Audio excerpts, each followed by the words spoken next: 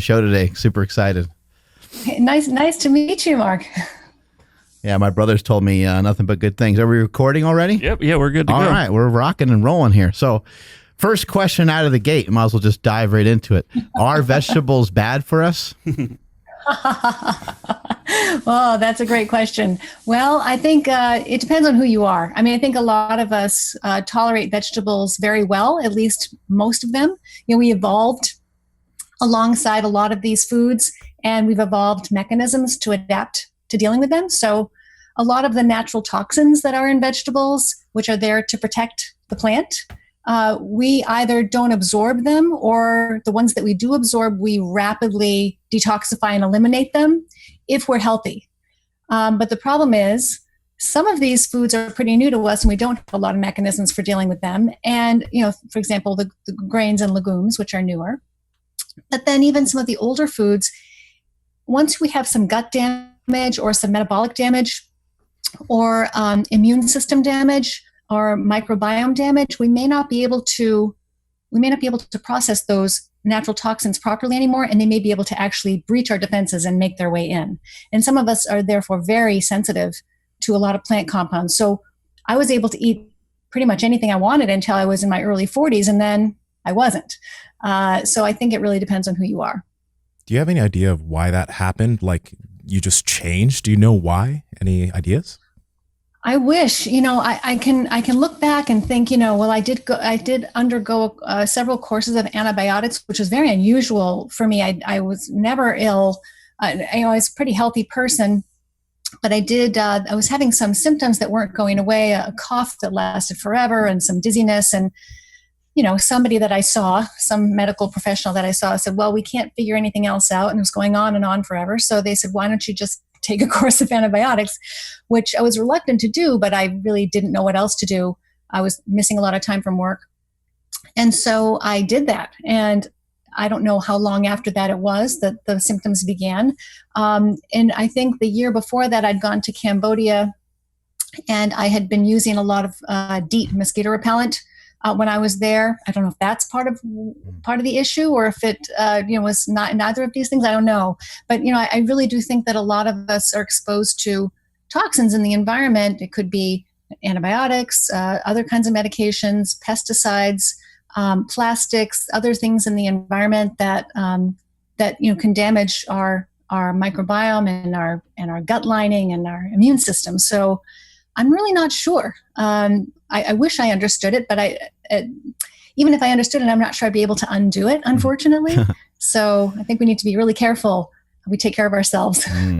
One thing that I really like that you talk about that's a little bit different than I'm hearing from other people is, what a diet change can do to the mind. And I really like that side of things, because I think there's a lot of people that the weight of the world is just crushing them. They're upset, they're depressed, they're not happy with themselves, they have a lot of anxiety, and obviously there could be a cascade of reasons why they feel that way, and certainly just eating meat is not necessarily going to solve all their problems. But can you talk about that a little bit? How do you see this playing out for some people that may be suffering from anxiety and depression to change their diet up to maybe they're going from eating junk to a carnivore style diet? Yeah, that's a great question. And it's true that just eating meat doesn't solve the problem for most people. Most of the people in the world who have mental health issues already eat some animal foods.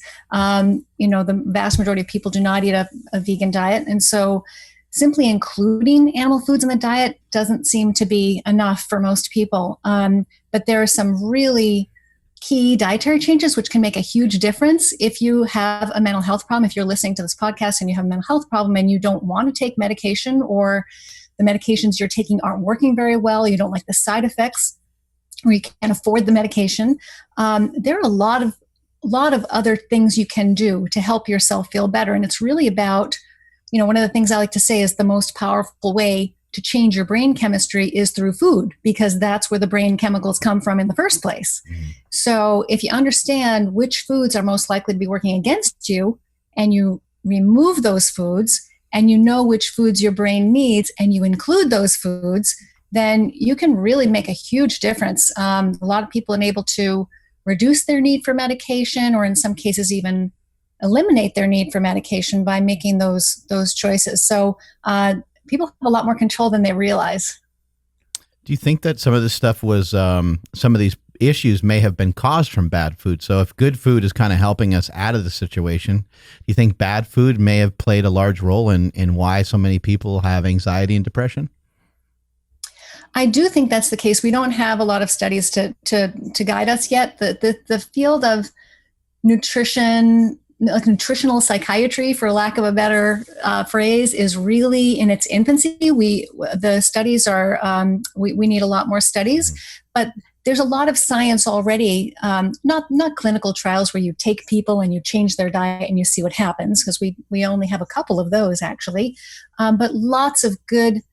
We know a lot about biochemistry and physiology and anatomy and history and anthropology and plant chemistry, and we know how foods work in the body. We know what the brain needs. So taking all of that science, it seems really clear to me how we should be eating if we want to optimize our mental health. So you mentioned like certain foods are working for us and other foods are working against us. And obviously you've used a lot of this in your practice. So which foods, or what are examples of foods that are working against us? Great question. So there are the two biggies in my mind are the refined carbohydrates, anything that gives you an unnaturally high spike in insulin blood sugar levels. And those are things like sugar, flour, fruit juice, processed cereal products, those kinds of foods, and refined seed oils, the so-called vegetable oils, which are things like soybean oil and canola oil and sunflower oil and cottonseed oil. These are highly refined, unnatural products, which are they promote inflammation. So in a lot of the mental health disorders we now understand are driven by inflammation. Like a microscopic inflammation, not the kind you can see, but the inflammation inside the brain. So refined carbohydrates also drive inflammation. So, and there are lots of different ways that those two ingredients so refined carbohydrates and seed oils, vegetable oils, those two ingredients, those are the signature ingredients of modern diets. And a lot of people think, oh, modern diets are bad because they have too much meat and too much saturated fat. That's ridiculous. We've been eating those things for time immemorial. What's new are the refined carbohydrates and seed oils. Those were not present to any significant extent in our diet a long time ago. That's really where the problem is, if you ask me. So you've been in like psychiatry, you've been in the college world, you've been teaching, and you've been you have a clinic, and you've been helping a lot of people for a long time. What's one of the things that you maybe didn't like about, being in that setting, as opposed to like what you're doing now? So I worked in college mental health. I've worked in many different types of settings, hospitals and community clinics and college mental health settings and private clinics for a long, long time, private practice. I loved all of that work for very different reasons. My primary specialty was college mental health. I was in college mental health. I worked at the Harvard University Health Service for 7 years, and then Smith College Health Service for 5 years. And the reason why I left, even though I loved the work, I loved the students, I loved psychiatry, was because it was very difficult for me to do the kind of work that I wanted to do in those settings, the nutrition-oriented work, which I'm so passionate about. In those settings, partly because there was administrative resistance to that approach. And for example, at Harvard, we had a change of leadership during the time that I was there. And the new director said to me, as soon as she began, she said, you need to stop offering nutrition consultation because it's beyond the scope of psychiatric practice. And that was really disappointing to me. And it was one of the main reasons why I left and went to Smith. But even at Smith, there was some resistance from, the wellness department, for example, and then the dietitian on campus. So, and this, I understand why, the information that I'm sharing is very different from, conventional. I understand it, but it was just unfortunate. So my hands were tied in a certain way in those institutional settings. But also students' hands were tied to a certain extent because even the very motivated students, a lot of them are required to eat in the dining halls. And it's really hard to change your diet and make it healthy in a dining hall. And, you know, they almost every campus nowadays has a vegan dining hall. They may have a kosher dining hall. They may even have, you know, all kinds of special gluten-free dining hall. I don't know of a college campus in the United States that has a whole foods dining hall where you can go and just get real food, meat, fish, vegetables, fruits. I don't know of a dining hall that does that. So, you know, when young adults are walking through the lines at breakfast, lunch, and dinner, and there's junk available at every single meal, it's really hard, you know, to resist it. And it's hard to find really healthy food in those environments on a consistent basis. What's the primary role of a psychiatrist? It depends on where you're working. So if you're hired by a clinic or a university, or if you're hired by somebody else, you're usually hired to provide what they call psychopharm services, which means you're diagnosing people and you're prescribing medication and you're managing those medications. And the reason why most places don't hire psychiatrists to do other things like nutrition counseling or psychotherapy is because it's not cost effective. It's more cost effective to hire a dietitian to do the nutrition work and to hire psychologists and social workers and other kinds of trained therapists to do the psychotherapy. So psychiatrists are hired to do the psychopharm, the medication work. But if you work for yourself, you can practice however you want. And a lot of psychiatrists have at least a part-time private practice in order to practice the way they want to, including, you know, incorporating psychotherapy into their practice and not having to do these really short visits where all you're doing is, you know, symptom checklists and prescription management. So does that answer your question? Absolutely. What do you think the university was kind of afraid of? Like, what were they fearful of with you administering advice about nutrition? Do you think they were concerned that it may even cause more anxiety, may cause more issues with the client or the patient, and then also potentially it might even be successful and it might get them off of their medications? Or were they honestly just scared that you know, maybe the person would not do well with the nutritional advice you were giving? I don't know. We didn't have a conversation about why it was not. The topic was not open for discussion. Let's put it that way. I wasn't invited to talk about, you know, what I was doing. It was just the decision was made immediately and was, you know, clearly unilateral and wasn't open for discussion. So I'm not sure what the thinking was behind it. If I had to guess, I would say that it was new and unusual, and I think that it was just unfamiliar. And if you're in charge of a health service and someone on the service is doing something that you might not understand very well, it might make you feel uncomfortable. Are nutritional interventions with, you know, towards mental health, are they taught in curriculum, or is this something that over practice that you've utilized, you found it to be a massive benefit?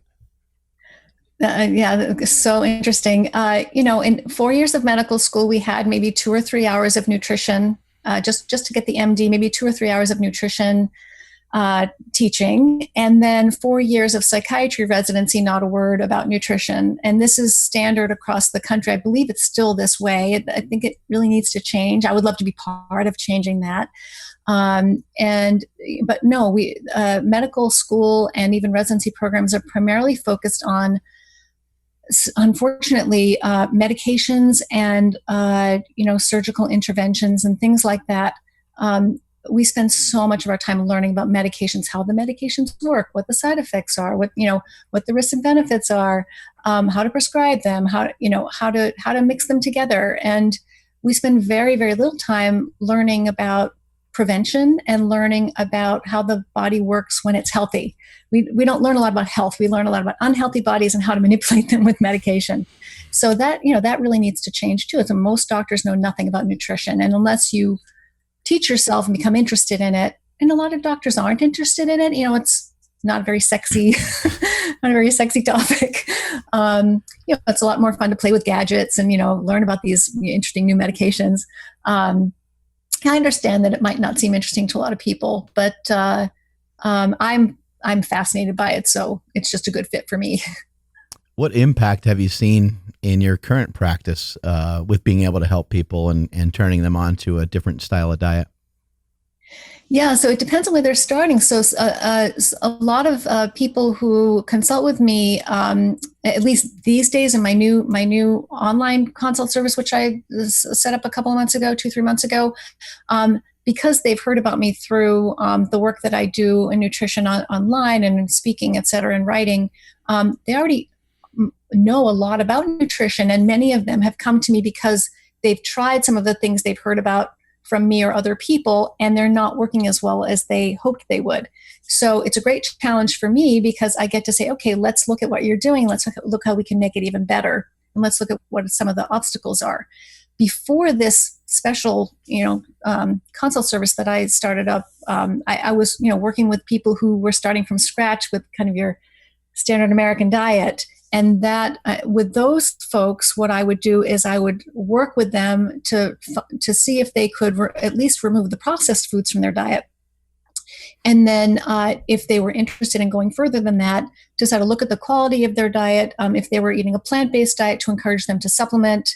If they were eating a sort of standard diet and they got the processed foods out and they still weren't feeling better, would they be willing to look at a low-carb diet or a ketogenic diet? So lots of different options. But in my current practice, it's more about troubleshooting. So a lot of people on a carnivore diet who want to troubleshoot, or who are on a ketogenic diet, or they think they're on a ketogenic diet, but they're really just on a low carb diet and they're not generating any ketones, and they're wondering why their brain isn't working any better. And so that can make a big difference. If you're eating low carb but you're not generating any ketones, the brain won't necessarily benefit as much as it otherwise could. So, and some people asking me about supplements, or, should they take them? Should they not take them? A lot of people with mental health problems who are taking psychiatric medications and they want to switch to a ketogenic diet, but they want information about how that's going to affect their medications and how they can safely adjust them. So a lot of different interesting kinds of questions. It really depends on where people are starting from. Have you seen any difference with, utilizing ketone supplements? Have they been effective at all in some of the people that you help? Yeah, and some people have had some benefits from ketone supplements. And for people who are reluctant to start a ketogenic diet, because it is a lot of work in the beginning to switch your diet to a keto, and it takes a while to adapt. Sometimes if they're reluctant, I'll say, well, you could try a ketone supplement and see if it helps, because if it helps, that suggests that maybe if you could generate your ketones from inside your body using your diet, that would also help. So sometimes I use that as like a motivating step, a bridge, to help people see the difference. But it doesn't always work, and they're expensive, and you have to take them very frequently.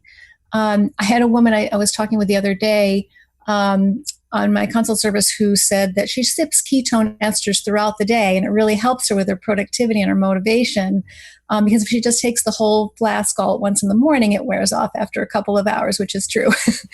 So it depends. I'm definitely a big fan of generating the ketones from inside your body whenever you can. Any interesting things that you've noticed from supplementation? Like, I know there's, just things that you can take to kind of boost your brain, and there's like acetyl L-carnitine, and there's nootropics out there that can help. Have you noticed any positive effects for some of the people that you help with some supplementation? I personally haven't had a lot of experience with that. And with the people that I've been working with so far, I haven't had a lot of people taking those. Let's see, I talked with somebody who was taking, what was the name of that supplement? Elysium, which I think is an NAD supplement. And ketone supplements, a lot of people take a lot of vitamin supplements, but in terms of specific nootropics, I haven't come across a lot of that, and I certainly didn't come across a lot of that. In fact, none of that when I was working in my other settings. So, but I'm sure that certain people will in the future. I'm sure I'll come across people. I think that. Are you asking because you've had good experiences with nootropics, or know people who have? Yeah, I've utilized some different things. Acetyl L-carnitine is one, which is just a amino acid. Right. And then also like things like Alpha Brain and things of that nature. They've helped me. I don't have, I don't believe I have a mental health disorder. You might tell me otherwise, but I'm pretty even keel. I don't have a lot of like really highs and lows and things like that, but it has helped me with some focus and things like that. How about you, Andrew? Yeah, no, I was gonna say. So, how about if somebody is a little bit down and you're working with their diet, but what about something like 5-HTP or like L-tryptophan? I've read a couple of things here and there about how that's been beneficial for somebody in their mood. So, how about like any like mood enhancing type of supplements? Yeah, those can be helpful. I think that, definitely people have reported to me that they have been helpful, and a lot of students used things like that when they would come to me, because they would say that they prefer a natural alternative to medication. So they'd be taking 5-HTP, or they'd be taking GABA, or they would be taking, St. John's wort or kava, lots of different kinds of supplements. And but obviously they were coming to me because they still weren't feeling right. And if those things have been working properly, which maybe they do for a lot of people, and those people just never came to see me because they were good, but it's the ones who come to see me would not be getting enough relief from those. So I have a skewed view perhaps of, what's working, what's not working. And I would just always sort of my approach is to try to optimize brain chemistry through diet first. And then if you can't get as far as you're trying to go, then look at supplements and other kinds of interventions. I think that if there are lots of ways using diet to improve neurotransmitter balance without directly affecting the neurotransmitters through drugs or like antidepressants, or through things like 5-HTP. So, for example, if you take the inflammatory foods out of the diet, then your ability to generate serotonin goes up, and your ability to regulate dopamine levels and glutamate levels improves. So just by influencing those pathways at the root, rather than trying to put the neurotransmitter in over here at the end, that can be really helpful. But as a bridge, I think that's fine. And I will sometimes even use medications as a bridge, if someone's really suffering, and it takes a lot of energy, emotional energy, to change your diet. So, and it takes a lot of willpower and a lot of commitment. And, a lot of people don't have that kind of reserve when they're depressed. And so sometimes we'll even use medications temporarily to bridge that gap so they can feel up to the task of making those changes. It's really cool what you're saying there. So like you're saying that you'll use medications for a little bit of time as you're doing this nutritional intervention and slowly wean them off the medication until that intervention with nutrition totally makes the change for them?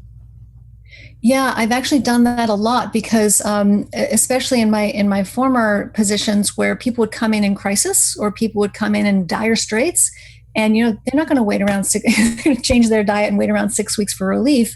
They've got final exams in 2 weeks, or, they've got things or if I was working in my private practice, they've got work and they've got life and they've got kids, and they can't wait, So just kind of real world approaches can be more creative. Yeah. And so sometimes something for anxiety or sleep, or even sometimes something for depression, will make a lot of sense, bring somebody some relief, and then they can come back in and say, okay, I'm feeling well enough now to see if I can work on these other changes. And it buys you some time. How do you measure brain chemistry, or are you able to? Yeah, there's no good way to do that. And that's bad news. With psychiatry. Yeah. Yeah, I mean, Spinal Tap. Yeah. So you're just going by how people are, like, what people are reporting back to you. Is that what we're going off of a lot of times? Yeah, the sad truth about psychiatry, and anybody who's been to a psychiatrist will tell you this, it's so much trial and error. It's really unfortunate. We don't have a lot of good tools to directly measure what's going on in the brain. So much of what we measure is in the blood, and the levels of things in the blood usually don't reflect levels in the brain. And unless you're in a research study and you're doing a spinal tap, for example, where you're measuring serotonin levels, that's something I'm not going to do in my office. Have you maybe seen any correlations between like someone coming in and just getting kind of some standard blood work done, and maybe like their vitamin D levels are low, and like you've been able to help with stuff like that? Or does that not correlate? Yeah. So I always recommend blood tests for all of my patients in the beginning to check specifically B12, vitamin D, iron levels, thyroid. We check for I check for insulin resistance. So I do a cholesterol panel and fasting insulin, fasting blood sugar. And uric acid. Those are the things that I will recommend for everyone. And if someone's eating a plant-based diet, I'll recommend more extensive nutrient deficiency testing, zinc, and B vitamins and other things. So I always do that in the beginning to make sure there isn't some other simple problem that could be causing the mental health disorder. So B12 in particular is a really, really common deficiency that's often missed. What about video games and social media? Are these things partially responsible for people? It seems like these things are on the rise. It seems like you're going to be a busier person as time goes on here. So are video games and I guess what we consume, what we feed our brain, what we watch on TV, we watch violence, we watch sex, we play video games and engage in social media for hours on end. Are these things hurting us? Are they negative maybe? Well, they hurt me. I know that I spend way too much time on social media. But I think that one of the, what you said is really important. Like how much time we spend doing these things, because the brain is really paying attention to everything we do. So this is a good thing and a bad thing. So, if you're feeling depressed or you're really struggling, the brain takes in lots of information, not just medication. It takes in how much time you're spending in the sunlight. It takes in how much exercise. It responds and reacts to good relationships, music, things you enjoy doing, good people around you. It responds to all of those things. And it doesn't just respond to medication and food.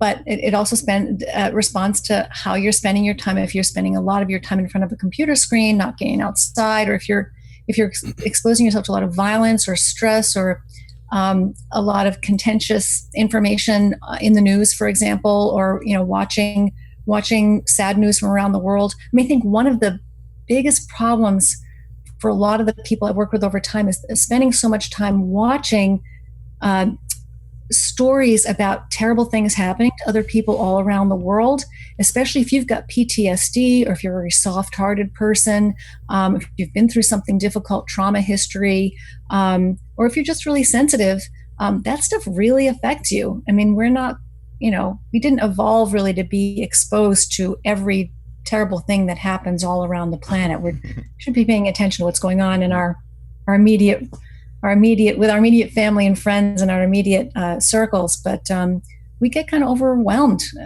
with all of the negative stuff that goes on. On that note of social media and paying attention to literally everything around us, we're connected more so than we've ever been. In your practice, obviously you use nutritional interventions, but what are the cases that you would also, how would you prescribe for someone to maybe back off or use these things in a better fashion for themselves if they do have, depression linked to these things? Yeah, that's where getting to know somebody over time and building a relationship with them and getting and figuring out just beyond the symptom checklist. This is really the important thing about psychiatry, is going beyond that symptom checklist to understand what person's life looks like and feels like, and seeing if you can understand, what their goals are. And, if you're spending a lot of your time doing things that aren't enriching and that aren't making you feel better, then learning how you might work with that person to make, and this is the crux of psychiatry and of relationships in general, how can you motivate somebody and help support them to make changes? Because changing habits is really hard. So I think that helping somebody to see and recognize that it's a problem is the first step. And if they don't think it's a problem, you're not going to be able to get anywhere. But if they do think it's a problem, that's just half the battle. The other half is, okay, now what do we do about it? And for each person, it's a little bit different. So sometimes you can enlist the help of other people in the family or friends or other people they're related, other people that they're connected to help support them in whatever change they're trying to make.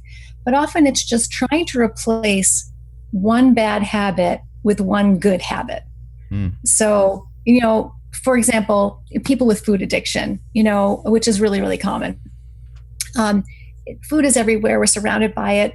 And it's really hard to if you've been eating in a particular way ever since you were a little kid, it's really hard to change that. But if you become really interested in enjoying exercise for the first time, you can start practicing that. And exercise is very addictive. And it's a healthy addiction for the most part in most people. It can, like anything, be abused. But then you've replaced an unhealthy habit with a healthy habit, and you can gradually kind of find a new balance or find something new you enjoy doing. Usually, often something social will be very helpful, to get you out of your own head and get you connected to other people, and thinking about other people's lives, not just your own, is really good for us. After being in this field for so long, are some people just sometimes just not happy with themselves, and it's just a hard thing to figure out? Absolutely. Some people can only change a little bit. How much somebody can change really varies a lot. And how much somebody is interested in changing really, varies a lot. And there are some people who are just chronically very unhappy with themselves, and the roots of that are very deep.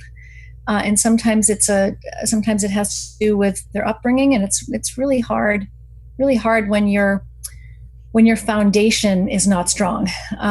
But there's definitely a lot that can be done with that. But I think the other piece of that puzzle is traits that run in families. So sometimes when you really get to take a good family history, which is one of my favorite things to do when I'm getting to know somebody, is asking what everyone else is like in the family. And sometimes you might just come from a family of sad sacks. Like everyone's kind of got a negative outlook on the world, and they just kind of, mope around, and there's all, and you're not going to change somebody's personality. But I think almost everybody that I'm working with, the reason why, and this is over the years, not just now with nutrition, but almost everybody I'm working with is coming to me because they do want to work on something. And if they didn't want to work on it, they wouldn't come. So there's usually, if you get to know somebody, you can find ways of connecting with people and getting to understand them. And there's no recipe. The thing I love most about psychiatry is every single person is different, and there's no quick fix, and I have to just get to know them. And as I get to know them, I say, oh, I think I have a few ideas, how we can work on this problem together. So it really is, it just takes time. Yeah, it's a tough thing to figure out, for somebody that's listening to this that maybe doesn't have the courage to go see somebody like yourself, and maybe they just don't even have like a real traumatic experience, because that's even more complicated, I guess. But they just don't know where to start. They just typically don't feel great about themselves. What would be a good place to start? Is there a podcast or a book or articles that you've written or things that you've read that would be a decent place for someone to start? Oh, that's such a good question, because I spent all of my training learning about the biology, the biochemistry, and psychotherapy, and then as my practice matured and I became interested in nutrition, I now spend all my time studying nutrition. And the psychotherapy skills that I developed over a long period of time, partly through training and partly just through experience. It's kind of hard to summarize those things for somebody else. And I think it's really hard to work on a problem by yourself. It's not impossible, but it's difficult. And you don't have to work on it with a psychiatrist. Just, it's really important to share. I think if I had to say one thing to people out there, if you can't afford a psychiatrist or a therapist, or you don't want to go see somebody, or for whatever reason, having whatever problem you're dealing with, trying to deal with that by yourself is not a good idea. Share it with somebody, anybody to start with. Just start talking about it, because it's the problems we don't talk about that really eat away at us and can be so toxic. And so just finding a way, finding a group in your area, or finding even an online support community to start practicing sharing whatever it is you're afraid to talk about. You will find very quickly, whether it's in your community or online, you will very quickly find other people who are struggling with very similar things, because all of us have problems. And it's just, I think that suffering alone is the shame of that. It's really can make everything 10 times worse.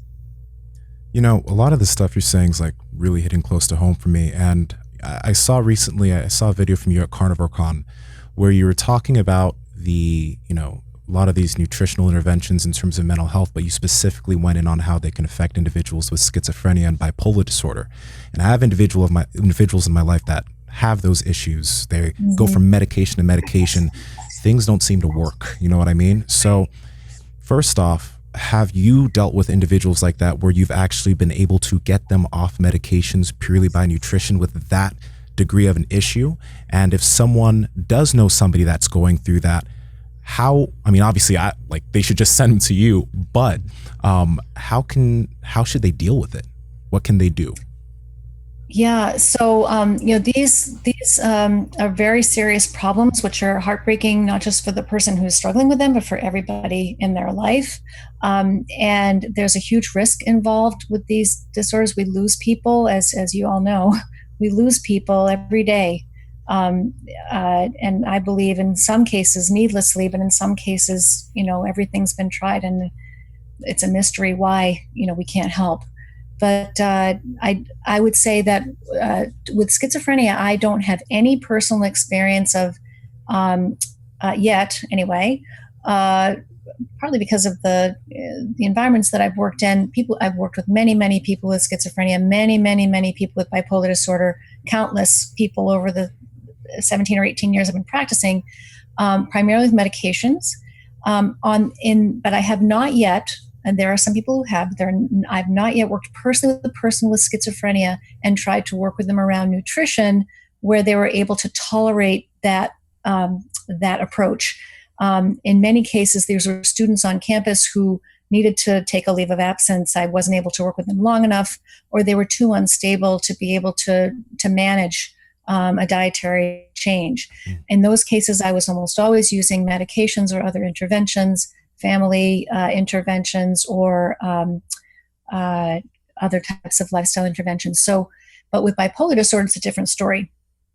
So, I know that schizophrenia can be helped by nutritional interventions. We have a few published case reports in the literature, and I believe there'll be some clinical studies coming out, hopefully not too long from now.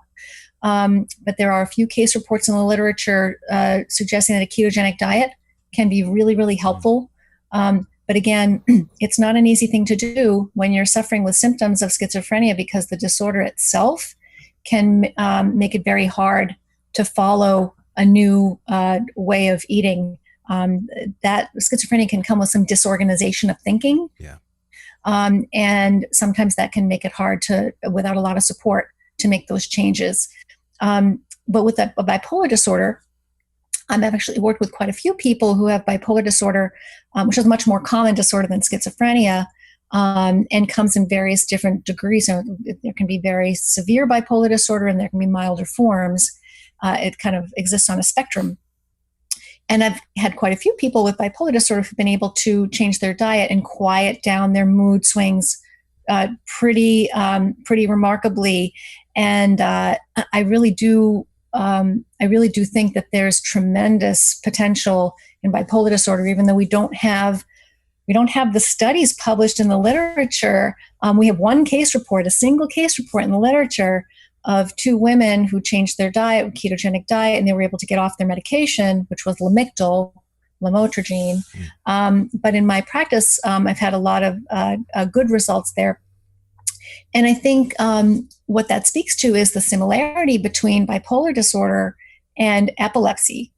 They're very, very common. They have a lot of things in common when it comes to brain chemistry. And the medications we use for epilepsy and bipolar disorder are often the same medications.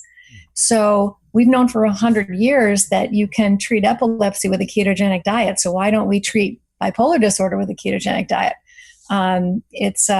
Psychiatrists use anticonvulsant medications every day as mood stabilizers. So I think there's a lot of potential there. What are some small things that someone can do to feel better? What are some things that you've seen be effective? You mean in terms of nutrition or other types of things? Just in terms of trying to turn things around for themselves. Like they're not very happy with themselves. They're just trying to figure out a way to maybe they're just even in a funk, they just want to feel a little bit better. What are a couple things like listening to music, reading a book? Like what are some suggestions that you've utilized over the years? Yeah, one of the images I like to use with people is sort of pretending that you're looking down on your brain from the outside. Okay, and what are you going to do? This brain is not doing well. What are you going to do for this brain? Okay, let's take it out for a walk. Let's put it in a room with other brains and see if maybe you can get a little good energy from somebody else's brain because your energy is low. Let's get some energy from somebody else, right? We're social creatures, and if you're staying at home by yourself and just watching TV or sitting on your computer, nothing's going to change. So change things up a little, even if it's just taking your brain out for a walk in a little sunshine, a little vitamin D, putting your brain in the room with other brains, listening to music that makes you feel better, playing music yourself, doing something creative, making something new, doing art, being physical, getting some exercise, or trying something new, and or helping somebody else. So anything that kind of gets your brain out of its usual pattern. If you get up in the morning and do the same thing every day, nothing's going to change. So it's find just something, any little thing to try to change your usual pattern. Sometimes will shake things up enough, or you'll have a new experience you didn't expect to have. When you take your brain for a walk, you might run into somebody or might see something interesting you hadn't expected to see. You'll have a new experience. It really, I think, is about changing what you're doing. So it can often change how you're thinking and feeling. So at this point, I've seen a few articles, and I don't know if it's specifically true or if it's people on the meat eating side with their own opinions, but I've heard that vegan diets can somewhat promote depression and anxiety and those mood disorders. Is there any truth to that? And if there is, why? So a fantastic question. We have no scientific evidence. We have no clinical studies showing us that if you eat a vegan diet, that you will have a higher risk of depression or anxiety or anything else. We don't have the studies that compare. So all we have to go on is the understanding of brain chemistry and what nutrients the brain requires in order to function properly. So if you're eating a vegan diet and you are not supplementing properly, I think what's really important for people to know is that if you're eating only plants, no animals, no milk, no eggs, no cheese, no meat, seafood, poultry, you're only eating plants and you're not taking any supplements, that's a fatal diet. That's a diet that will kill you in the long run because you're not getting any vitamin B12. And there are many other nutrients you're going to be low in. And we have lots of studies showing us that people who eat a vegan diet are at higher risk for certain nutrient deficiencies. It's not that people who eat a vegan diet are the only people who are at risk for nutrient deficiencies. Many of us have nutrient deficiencies, but vegans are at slightly higher risk, in some cases significantly higher risk for certain nutrient deficiencies. And we know that nutrient deficiencies can cause mental health disorders. But this begs the question, if you properly supplement your vegan diet, will you be at higher risk for mental health disorders? We don't know. And maybe you're not, because as long as you're dealing with those nutrient deficiencies, maybe you're fine.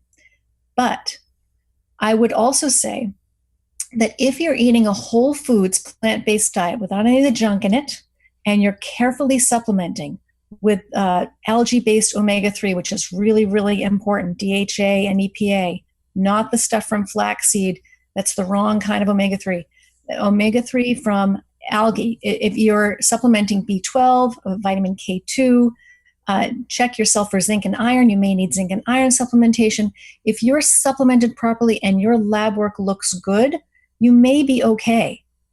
But plant foods also contain many toxins and anti-nutrients which interfere with our ability to utilize nutrients properly. And if you have gut damage, or if you have immune system damage, some of those plant toxins could be working against you, particularly gluten, and there are even compounds in dairy products which have been associated with higher risk of mental illness. So if you're eating a whole foods plant-based diet and you're carefully supplementing and you're still not feeling well, you may need to make additional changes. But we have no scientific proof that eating a whole foods, carefully supplemented plant-based diet is any riskier than eating any other way. What about just a standard American diet? That has to have negative impact on the brain, right?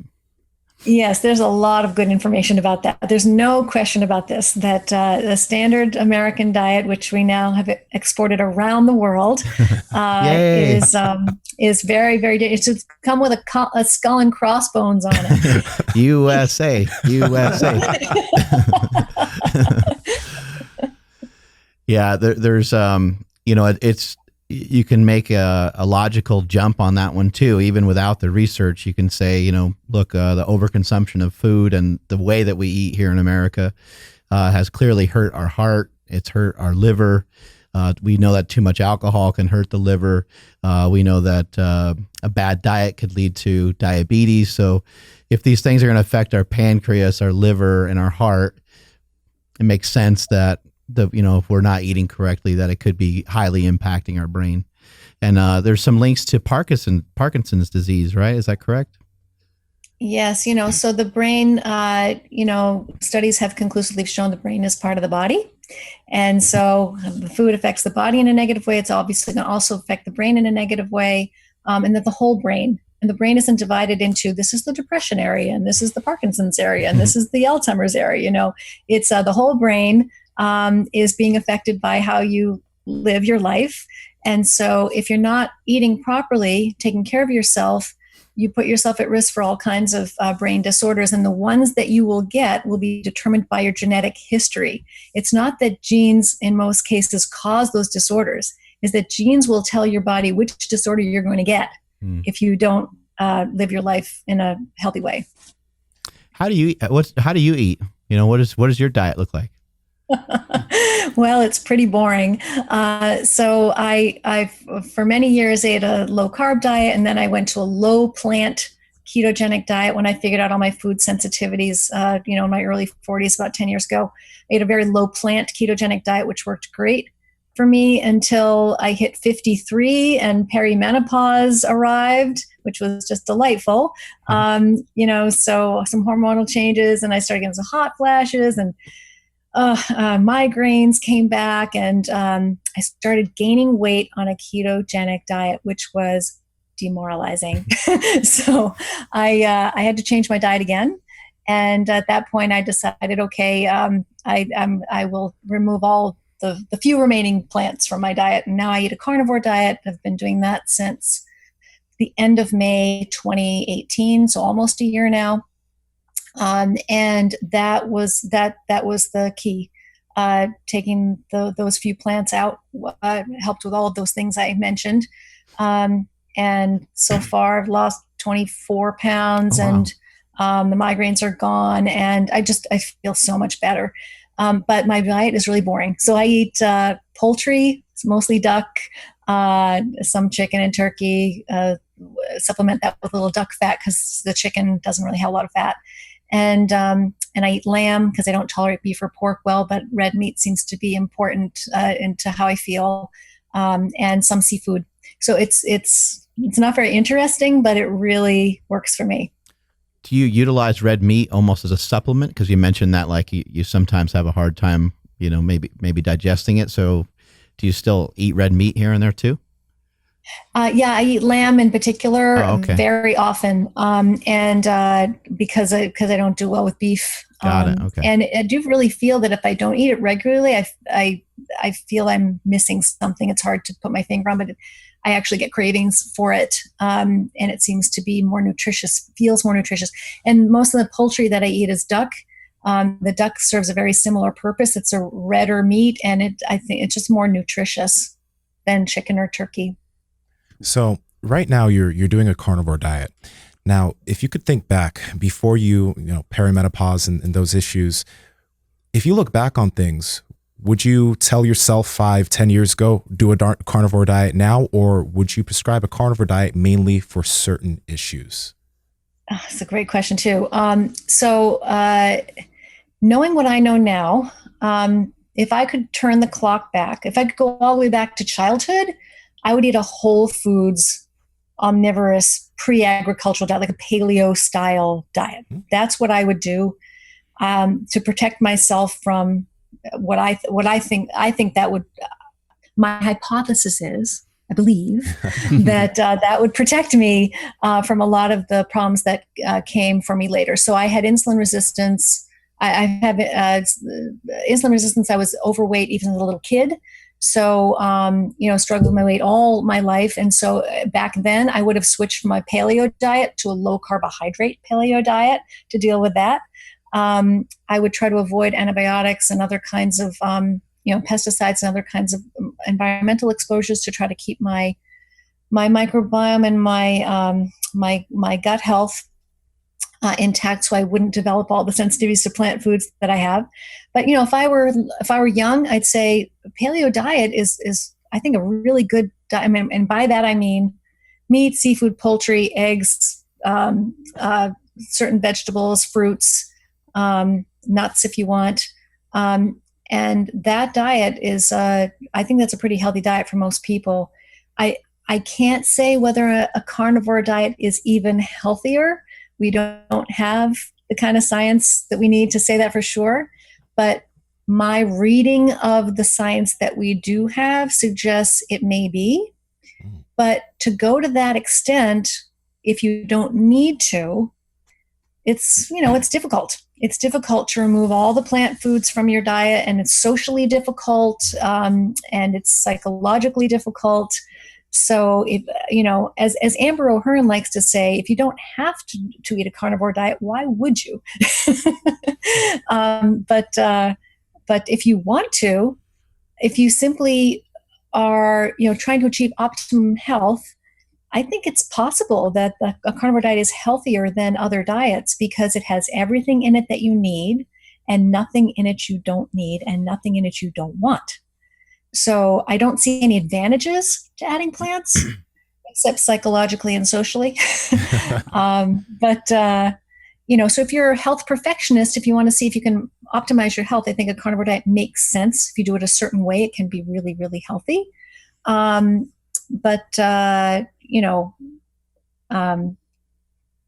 didn't hear it from me. I've heard many women say that they've kind of struggled on a ketogenic style diet. What do you think the difference was for you with the ketogenic diet versus carnivore diet? I did hear what you said about the vegetables, but was there also maybe a shift in the macronutrients that you were taking in? Maybe with the carnivore diet, it's higher protein and a little less fat. Maybe it's not even a ketogenic style diet. Yeah, I'm glad you asked me that because one of the real surprises for me when I switched from keto to carnivore was on keto, I had to be really careful with protein intake. I had to count my protein grams and my carbohydrate grams. So I'd keep my carbohydrates under 20. And some days I wouldn't eat any at all. But, most days I'd have 10 or so, sometimes up to 20. And I had to keep my protein limited to around between 70 to 80 grams a day. And I had to actually measure until I got the hang of it. I had to keep it in that range. And if I didn't, I would get hungry or I would gain weight or, I'd lose my ketones or my blood sugar would go up. So it was kind of a hassle. worth it, but still. And then when I switched to carnivore, I was able to eat 2 to 3 times more protein. I didn't have to count anything. I didn't have to weigh anything. I didn't have to measure anything. I just eat until I don't feel like I need to eat more. I eat to satiety. It's usually ends up being twice a day. I eat a little bit more on days when I'm exercising more. I find that I need a little bit more, but I can trust my appetite on this diet, which is a revelation. Like I've never been able to trust my appetite. Mm-hmm.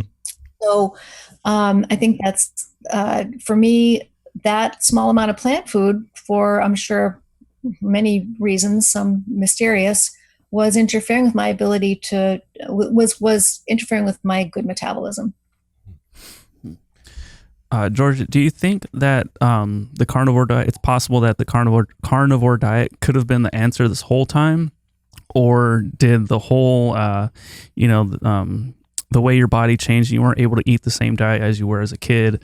Did all of this have to happen in order for the diet to find you today, in order for it to be, in order for yourself to be successful on it? Well, I think if I had eaten a carnivore diet as a kid, I would have been a much healthier kid. I was unhappy. I was overweight. I was, growing up overweight is really hard as a kid, and especially going through, adolescence for any boy or girl is just a nightmare. And so I wouldn't wish that on any kid. And I wish that more kids knew that if they cut the carbs down, they could have so much more control over their metabolism, and probably in most cases easily lose that weight without having to count calories or exercise, vehemently. So in some ways, I wish, I think if someone had told me as a kid to eat a carnivore diet, I wouldn't have done it. But if they had told me to stop, if they told me to eat a low carb diet, I would have done it in a second. I mean, I was already counting every calorie and exercising religiously and having no success. So it was, it's really so frustrating. I like what you said there at the end. That's the whole reason why we have a podcast, is because there's a lot of people that are exercising, and there's a lot of people that are trying to diet. Like, they're on a diet, they're on a plan. They're legitimately trying. They're not sure if they're trying hard enough. They're not sure if they're trying too hard. It just sucks. They're just really lost, and they're trying to find answers. And I think, luckily the carnivore diet, the keto diet, a lot of different information, flexible dieting, a lot of the information out there now has really helped a lot of people, which is it's amazing to see. You mentioned you eat twice a day. Do you intentionally mess with any real fasting, or is it just kind of, you just eat when you're hungry type deal? No, I don't intentionally fast. And I don't feel like I need to on this diet anyway. As I said, I kind of trust my appetite on this diet, and I just naturally eat less often. And I think that's good. When I was on a keto diet, I felt I needed to eat 3 or 4 times a day. When I was eating a standard American diet, I felt I needed 6, 7, 8 times a day. So, something's moving in the right direction. And what's interesting is that, when I'm traveling, like, for example, I was just a couple of weeks ago in Indonesia for low carb Indonesia, which was an amazing experience. When I was there, there were stretches of time when I didn't have the ability to eat what I needed to eat. And that just happens when you're traveling sometimes. And so there were periods of time when I had to go very long stretches without food. And I'd rather do that than eat something that's going to make me feel bad, give me a headache or make me exhausted, and then I won't be able to speak in front of an audience or be able to stay up late and be with people. So, long story short, if I go too long without food, I get bad headaches, and it starts to get hard for me to concentrate. So, and then I eat and I feel fine. So it doesn't feel to me as though I would benefit from going longer stretches without eating. I could be wrong. But it doesn't feel to me like that's necessary in my case. But if you're eating a keto diet or a standard diet or a paleo diet, intermittent fasting may be important, if you're not getting the results you want. Are you super sensitive to like even just a small amount of ingredients being in something? Like nowadays, there's a little bit more convenient stuff out there. There's like bars that are just kind of like made out of like elk and bison and things like that. Are you able to eat some of those things, or because they have like cranberry in them and they have different vegetables, can you not eat them? Well, here's the sad thing about bars. The sad thing about bars is they're not fresh. And Right. so I have something called histamine intolerance, which just lovely to have, which means that you can't have aged foods. You can't have cured or processed or smoked or any of that. Man. And so I avoid all the bars and try to just eat. Now, in a pinch, I might turn to something like that, but it's been a long time since I have, because it's just usually not worth it for me. If I might go back to that intermittent fasting question, I wanted to mention one more thing about fasting, if it's okay, which is, as a psychiatrist, I've worked with quite a few people who have taken fasting to an unhealthy extreme. And I've worked with a lot of people who are, intentionally ignoring hunger cues, underfeeding themselves, trying to go longer, for the sake of, I don't know, the longer you fast, the better, some sort of virtuous goal, or imagining that they are, this autophagy where you're sort of eating, your system is cannibalizing all of its unhealthy cells. Like, people are imagining that the longer they do it, the healthier they are. And I think that it can be abused and misused just like any plan can be. And I have worked with quite a few people who are starving themselves because they have perfectionistic tendencies or competitive tendencies, OCD tendencies, kind of obsessive compulsive. It's really important to make sure you're not overdoing that, because the brain needs certain nutrients very frequently, and a lot of the vitamins are water soluble, and if you're not eating regularly, you won't be getting everything you need. So be careful. I was just going to say, you just described the two guys that you're looking at right now. That's very true. I'm sorry, I didn't mean to. Yeah, throwing us under the bus here. So let me ask this. So, like, I was actually going to ask, in terms of your practice, fasting isn't something that you've ever suggested that somebody do. And the main reason why I ask you this is, like, I'm an athlete, so I do have long fasting periods and fasting windows, and I make sure that in the windows that I do eat, whether it be 4 or 6 hours, I eat a lot of food. And I've personally noticed, so this is purely anecdotal, I'm fairly an even keel individual, but I've had much less downs, as I've picked up this habit. And it might not just be the fasting, it could be a lot of the other habits that fasting has helped me pick up. I nowadays gravitate more towards whole foods. I don't snack anymore. And that started after I started picking up intermittent fasting. So I'm one of those individuals that make sure that I eat enough food. But is it ever something that you would suggest to anybody? Or is it just, you're just like, it can lead down some dark roads, stay away? Well, so may I say you look well nourished. Hasn't missed a meal in a very long time. Thank you. I'm not worried about you. And you seem like a lovely person, quite even keeled and well balanced and all. But I think that so I don't often recommend intermittent fasting. That's not usually where I'll begin with somebody. If a lot of the people that I work with already practice intermittent fasting, because again, a lot of the people, I think it's a self-selecting population. A lot of people are coming to me, have already tried 5, 6, 7 different strategies, and they're looking for additional help. And for some people, that's already part of their practice, and they're happy with it, and that's okay. I just make sure that they're getting enough food. But I don't usually start there. I usually start with food quality first, and the metabolic impact of the food.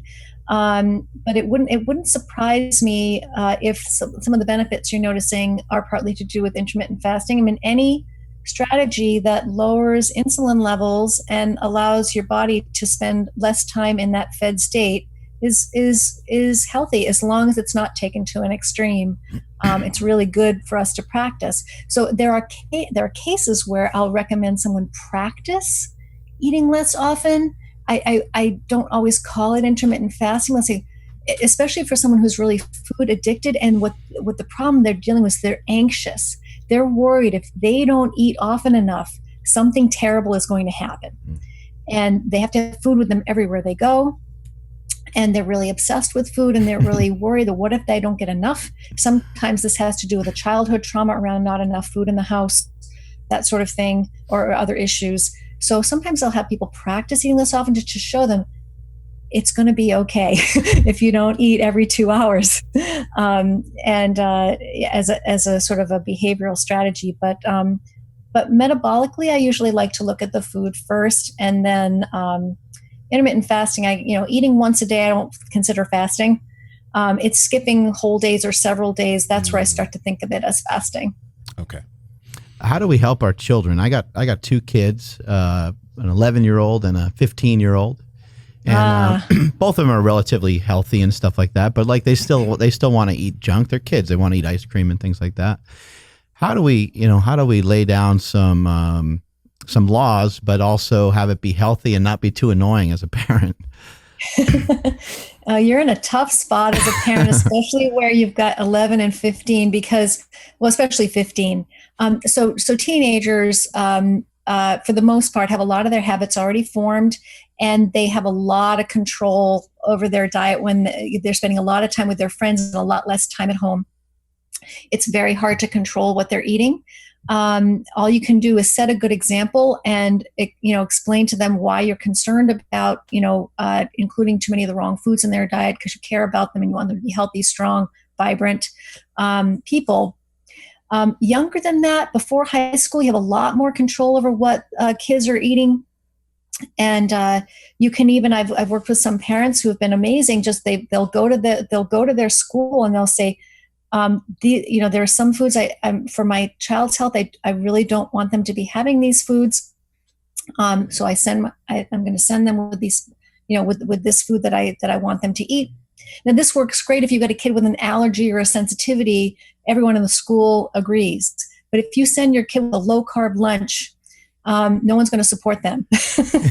So it really is about teaching at home and modeling at home and eating meals together and showing your kids a healthy way to eat so that they know that that's the way that they should eat and that's the way their family eats. It's healthy for them, and explain to them, it's just like alcohol, like you're going to send your kid out into the world. They're going to be exposed to other things. They're going to be tempted. You got to teach them those values, model for them what's right, and know that they're obviously going to experiment with other things, and say, but just teach them why those foods aren't good for them and why they need to be careful with them. And then you send them off into the world and see what they do with that information. But if you set a good example, that's one of the most powerful. They'll absorb a lot of that. If they look up to and respect you, they'll take a lot of that with them when they go. Yeah, I feel pretty good about that because I've been teaching my children about nutrition from when they were really young, and now I'll still give them an evil eye when they order a Coke at a restaurant and stuff like that. But for the most part, I let off them because they're on their own now, so to speak. So they get to kind of do their own thing. What does it look like when you go out with your friends on you go out, on a Saturday and you go to a restaurant? Is, Georgia Eid sitting there with a big old tomahawk steak, and then you got your friends there with the little salad and stuff like that? And my friends all know I'm crazy, and they put up with me. I guess I've weeded out the riffraff by now. Anybody who doesn't want to spend any time with me is gone. But no, I mean, I think I'm pretty easy to eat with. I'm not the food police. I'm really I don't bring my nutrition values out to eat with me. I eat what I eat. I'm an eat and let eat person. And so, you can have whatever you want. And if they're having something, I would really, they always say, most of the time they'll feel bad. Like, oh, I'm so sorry that I'm going to get this. Is that going to bother you? Do you want me to have this? And I say, no, have whatever you want. Just describe it to me. Just tell me what it tastes like. Do me a favor and just let me kind of enjoy it with you vicariously. But no, I have pretty good boundaries around that. And I think I'm pretty easy to talk to about it. Like, I don't get defensive about it. I don't get judgmental about it. And I think that can be for people with special diets, sometimes it's hard not to talk about your special diet to other people. And that just gets really annoying and old after a while and kind of preachy. And no, I wouldn't be any fun to be around if I was sitting at dinner telling you what you should eat and why I eat what I eat. Are you able to eat dairy? No. Not even like butter or nothing like that?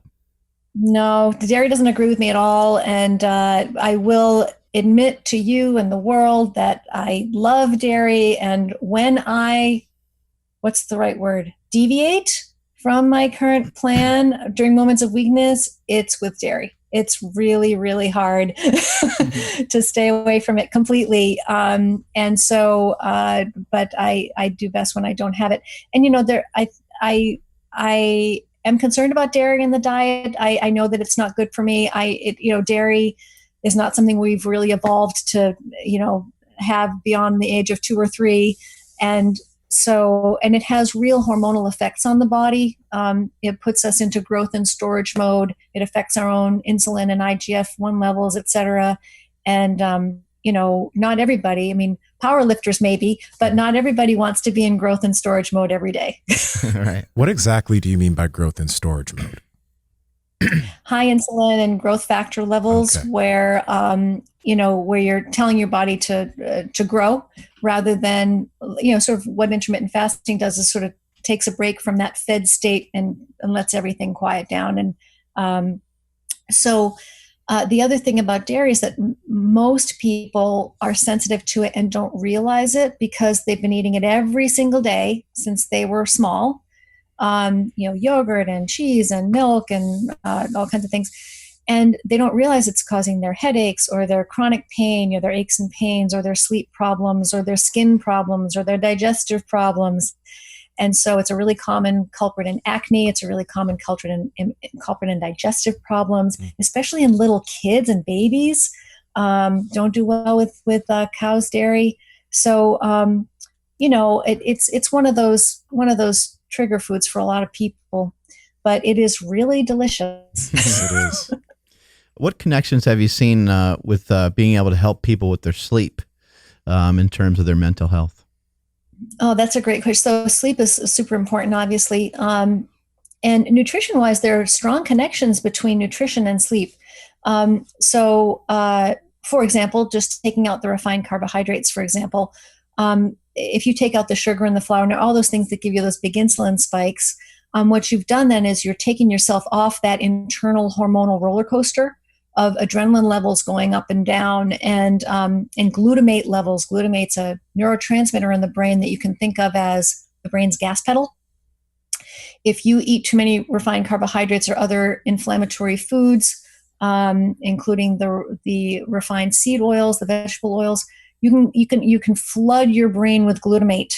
It can rise to 100 times its usual level, and that just puts the entire brain into overdrive every time you do that.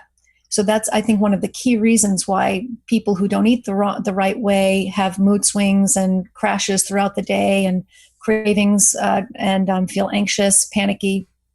So, and that can happen at night when you're sleeping too. So that can wake you up in the middle of the night. You can wake up with a panic attack and not even feel anxious. And why am I waking up with a panic attack in the middle of the night? Or why am I so hungry in the middle of the night? So one thing is getting the junk out of the diet can improve sleep a lot. And for some people, being in ketosis can improve sleep a lot because you're quieting down inflammation and oxidation in the brain, and allows the brain to rest. The other thing, the other thing that can be very helpful is that if you remove a lot of the junk from the diet, what you're doing is you're allowing more of the tryptophan. Tryptophan's an amino acid from protein. You're allowing more of that tryptophan to travel down the pathway that makes serotonin and melatonin. And melatonin is your brain's natural sleep cycle regulator. So a lot of people take melatonin supplements.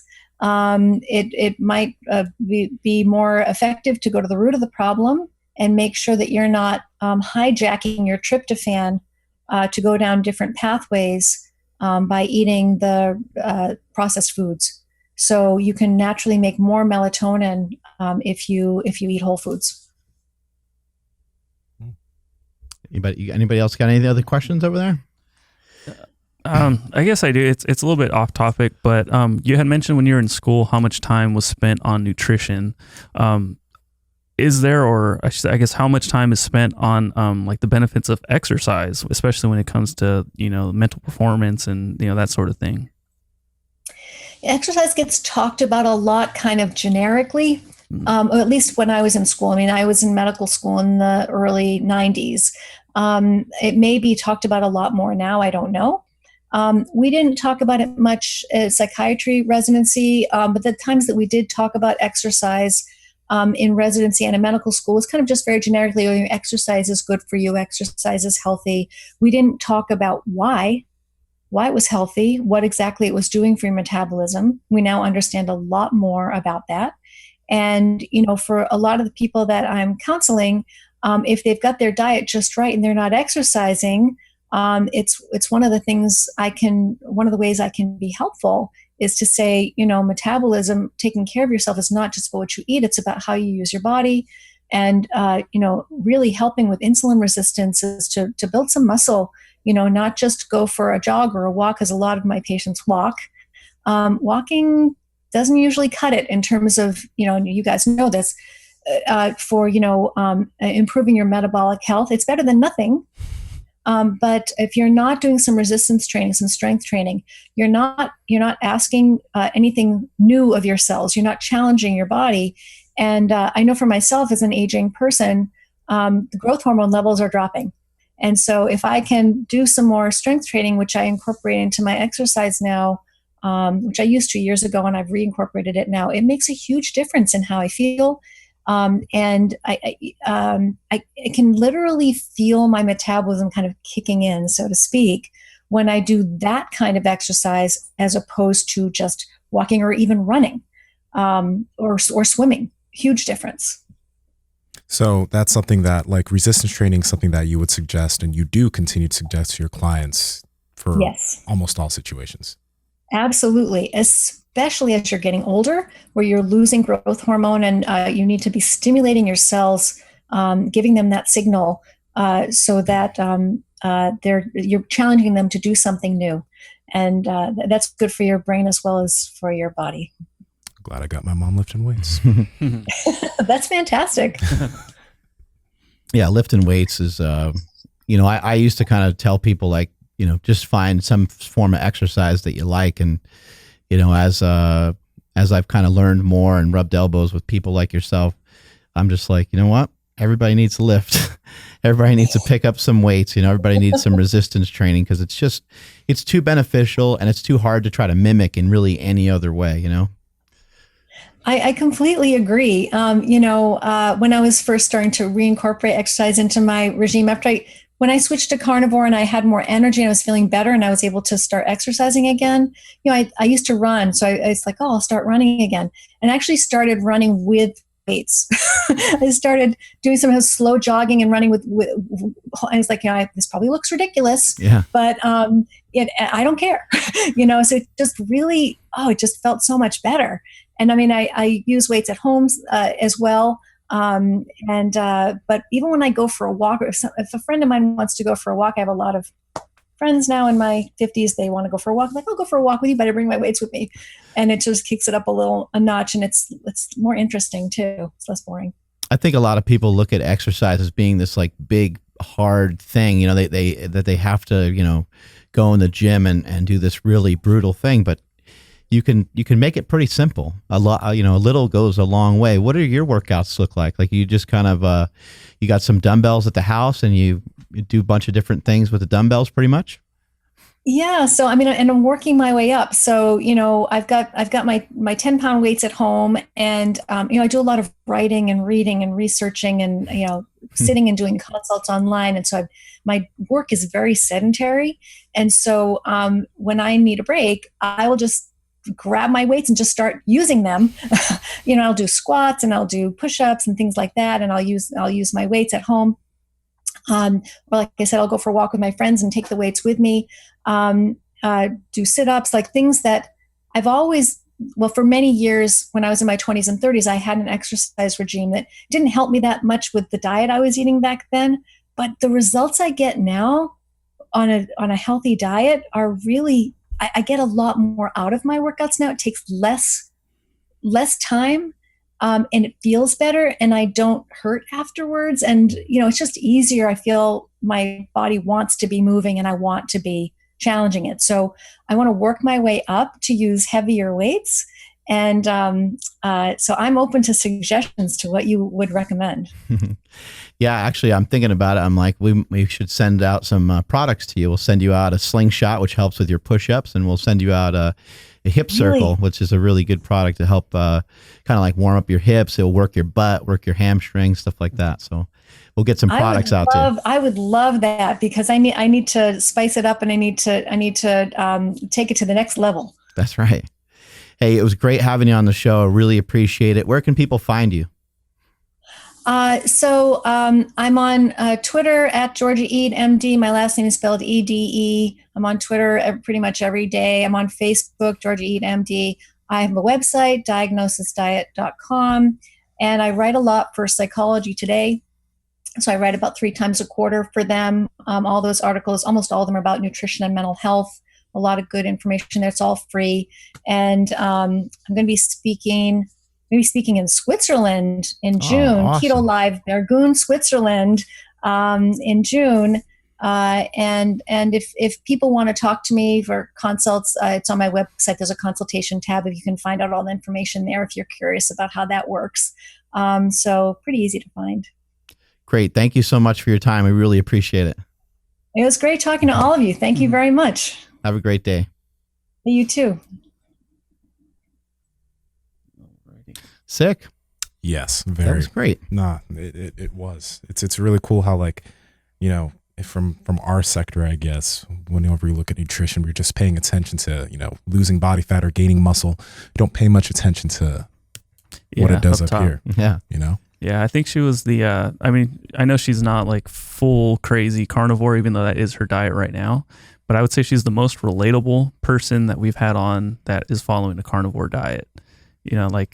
She straight up said, like, I love dairy, but I can't have it. Yeah. So right. it's just very cool. She, in her opinion, she didn't think dairy was really all that great for anybody. But when it came to vegetables, she was a little bit more open. She was like, look, it probably don't bother some people that much. So not a huge deal. She didn't seem like she was like a tyrant against like carbohydrates either. It seemed like she was like, some people eat them here and there. It's not a big deal.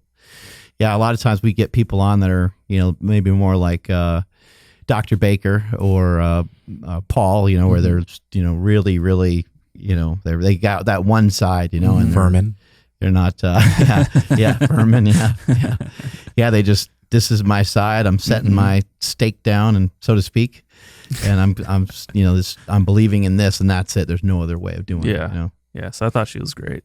Yeah. She was just saying, eat whole foods. If you can manage to eat a whole food diet, take out processed foods, cool. And in general, I don't think anyone can really dispute that that's good for you. I mean, there's going to be the IFYMers that come in, they're like, I can make this fit and that fit, and that's cool and all, but like, even I've noticed that, less processed foods, I feel better. It's just, okay, I can have these foods, but I don't have to have these foods. Right. Yeah. I always thought it was interesting with like flexible dieting, and if it fits your macros, it's like as somebody was like prepping to get like photos done, or as somebody was prepping for like a bodybuilding show, of course they're still going to throw in like their pizza or whatever, because they're really like working super hard like to fit it in there so they can get the Instagram picture or whatever, or talk about it on YouTube. But it's like, guys, do you not see the diet that you're following is the exact same diet that bodybuilders have been following for the last like 40 years. It's like, that's a bodybuilding diet. It's no longer if it fits your macros. You have really low amounts of fat every day. The protein is through the roof, and the carbohydrates are kind of like, depending on the person, they might be higher or lower, but it's relatively the same, right? Exactly. No, they slowly start getting rid of those fun foods, even though they could fit them. Most of them, especially when they want to get to elite levels conditioning, they start removing these foods because they don't fill you up as much. They don't feel as good. They rev your appetite up. It's not as useful. So it just ends up turning into that. But when they're bulking and they want to be fat for no reason, then I'll eat all this crap. Then it's game on. Yeah. Nutrition is really crazy. Something that has hit me like a ton of bricks more recently is how simple nutrition really is. And then how difficult everybody tries to make it to be, because it's not, just because it's simple doesn't mean it's easy. You know, like somebody might be able to explain, you know, how a fucking rocket works or something, right? And they might be so smart that they can like simplify it for you, but it's still not easy to like retain the information. It's still not easy to, it's simple for us to sit here and say, you need to lift weights, and here's 7 reasons why, you know, there are 17 reasons why. That's very simple, but it's not easy to like put into play, especially if you never had those habits before. And you just mentioned it, habits. Just like she mentioned, she's had clients that, for example, they're growing up and they don't have food in the house. So as they get older, they're like, I gotta always be eating something, and maybe they gain some weight. How hard is it to lose the habit? You know, you have this intrinsic feeling of lack, right? I don't know what that feels like. And it'd be difficult to have to help an individual, even though we know how easy it is, to have to get rid of that keystone habit. There's a lot of, I think the biggest thing isn't even that nutrition is complex, is that we all have these habits that are going to be hard to break. And we got to actually figure out what these habits are so that we can make that change. Yeah. And if you think about like us, like we like to lift. So fortunately that's a good habit. But what if somebody came up to you on the street and they said, hey man, that's it, no more lifting? You'd be like, what? Like, yeah, you got to figure out, you know, the next it's 30-day challenge. Next 30 days can't lift at all. Be like, not at all? Can't go to the gym? Can't, like, what about, you know, and you'd be asking questions, and it'd be the same thing, you know, if Nsima and I went to somebody and said, yeah, dude, you can't have any pasta or bread. They'd be like, what? I can't. What about spaghetti and meatballs? Like, that's pasta, dickhead. You know, like, you know, what about a cheeseburger? That's bread, asshole. You know, like you would jump on them right away, right? But it's hard, man. It's hard. It's very, very rare, and people need to be patted on the back more when they do make a change. When you see somebody that makes a change, you need to high five that son of a bitch, you know, because it's hard. It's really, really difficult. I mean, what if someone just came up to you and said, hey, you're not allowed to listen to podcasts for the next 2-3 weeks? Even that's difficult. I mean, and now you're trying to, that wouldn't even be that difficult, because it's not something that you actually truly need. The food, the pulses to eat, the urges to eat are going to hit you every day, all day long. And then the commercials, and you see other people eating, and it triggers you to go and eat. I mean, man, it's a tough battle to make a change. Yeah. I know it's really specific towards Georgia, but when she mentioned how when she was keto, she's eating like 70 grams of protein a day, and then she went carnivore, she's eating 2 to 3 times. That could be like 140 to 220, 230 grams of protein. She was eating 2 meals a day, and she lost like 24 pounds.